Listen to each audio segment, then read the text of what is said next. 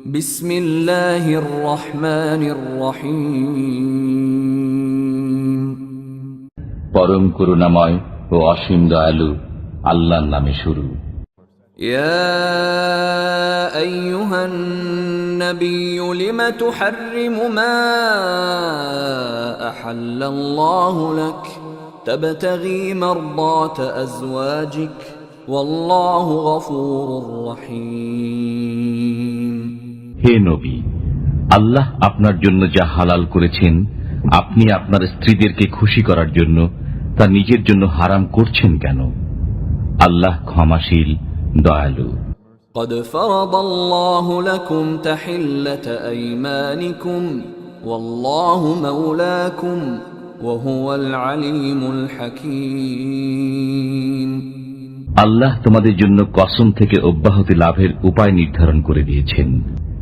আল্লাহ তোমাদের মালিক, তিনি সর্বজ্ঞ, প্রজ্ঞাময়। وَإِذْ أَسَرَّ النَّبِيُّ إِلَى بَعْضِ أَزْوَاجِهِ حَدِيثًا فَلَمَّا نَبَّأَتْ بِهِ وَأَظْهَرَهُ اللَّهُ عَلَيْهِ عَرَّفَ بَعْضَهُ وَأَعْرَضَ عَن بَعْضٍ فَلَمَّا نَبَّأَهَا بِهِ قَالَتْ مَنْ أَنبَأَكَ هَذَا قال نبأني العليم الخبير।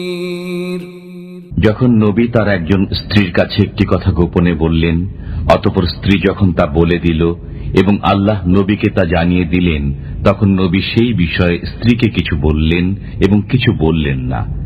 নবী যখন তার স্ত্রীকে বললেন, তখন স্ত্রী বললেন, কে আপনাকে এ সম্পর্কে অবহিত করল?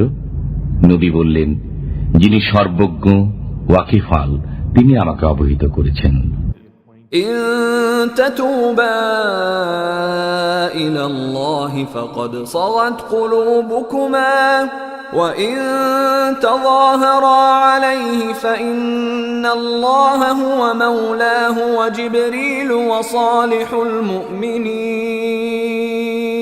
ওয়াল মালাইকাতু বা'দা যালিকা যাহির।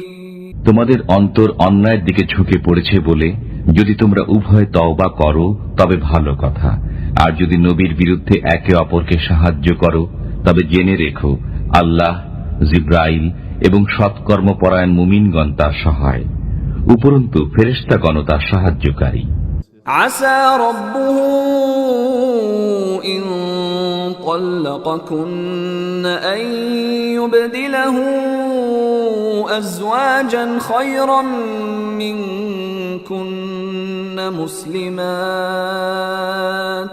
مسلمات مؤمنات قانتات تائبات عابدات سائحات ثيبات وأبكارا। যদি নবী তোমাদের সকলকে পরিত্যাগ করেন তবে সম্ভবত তার পালনকর্তা তাকে পরিবর্তে দেবেন তোমাদের চাইতে উত্তম স্ত্রী, যারা হবে আজ্ঞাবহ, ঈমানদার, নামাজি, তওবাকারিনী, ইবাদতকারিনী, রোজাদার, অকুমারী ও কুমারী। ইয়া আইয়ুহাল্লাযীনা আমানু কু أنفسكم وأهليكم نارا وقودها الناس والحجارة عليها ملائكة غلاظ شداد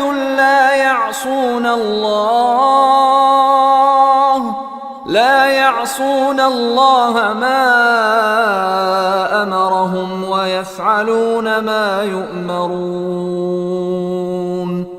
হে মুমিনগণ, তোমরা নিজেদেরকে এবং তোমাদের পরিবার পরিজনকে সেই অগ্নি থেকে রক্ষা করো যার ইন্ধন হবে মানুষ ও প্রস্থর, যাতে নিয়োজিত আছে পাষাণ হৃদয়, কঠোর স্বভাব ফেরেশতাগণ। তারা আল্লাহ যা আদেশ করেন তা অমান্য করে না এবং যা করতে আদেশ করা হয় তাই করে। ইয়া আইয়ুহাল্লাযীনা কাফারু লা তা'তাযিরুল ইয়াওম إنما تجزون ما كنتم تعملون হে কাফির সম্প্রদায়, তোমরা আজ ওজর পেশ করো না, তোমাদেরকে তারই প্রতিফল দেওয়া হবে যা তোমরা করতে। يا أيها الذين آمنوا توبوا إلى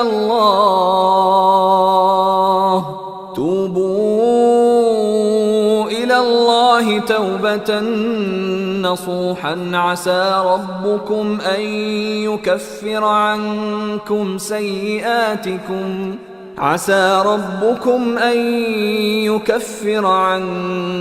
سيئاتكم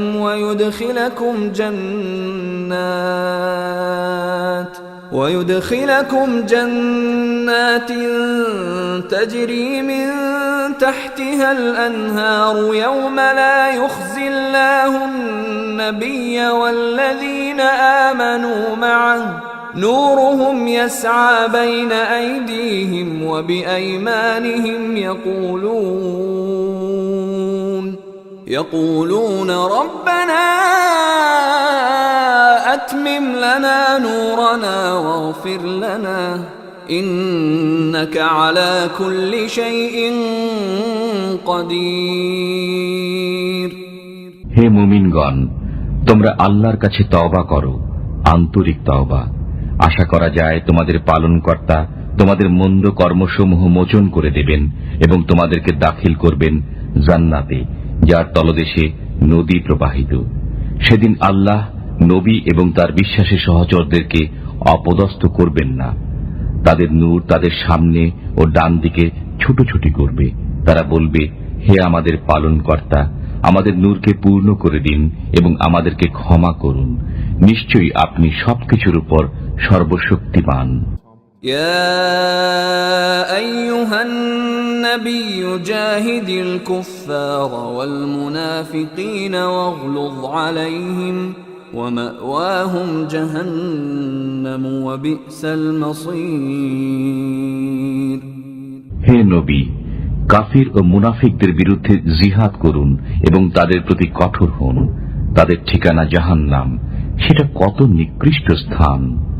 ضرب الله مثلا للذين كفروا امرأة نوح وامرأة لوط كانتا تحت عبدين من عبادنا صالحين فخانتاهما فلم يغنيا عنهما من الله شيئا وقيل ادخلا النار مع الداخلين আল্লাহ কাফিরদের জন্য নূহ পত্নী ও লূত পত্নীর দৃষ্টান্ত বর্ণনা করেছেন। তারা ছিল আমার দুই ধর্মপরায়ণ বান্দার গৃহে, অতঃপর তারা তাদের সাথে বিশ্বাসঘাতকতা করল। ফলে নূহ ও লূত তাদেরকে আল্লাহর কবল থেকে রক্ষা করতে পারল না এবং তাদেরকে বলা হল, জাহান্নামীদের সাথে জাহান্নামে চলে যাও।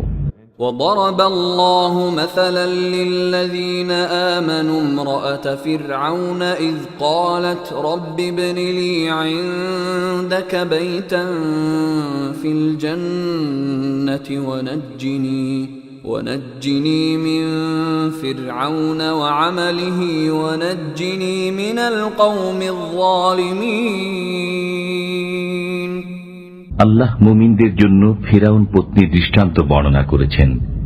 সে বলল, হে আমার পালনকর্তা, আপনার সন্নিকটে জান্নাতে আমার জন্য একটি গৃহ নির্মাণ করুন।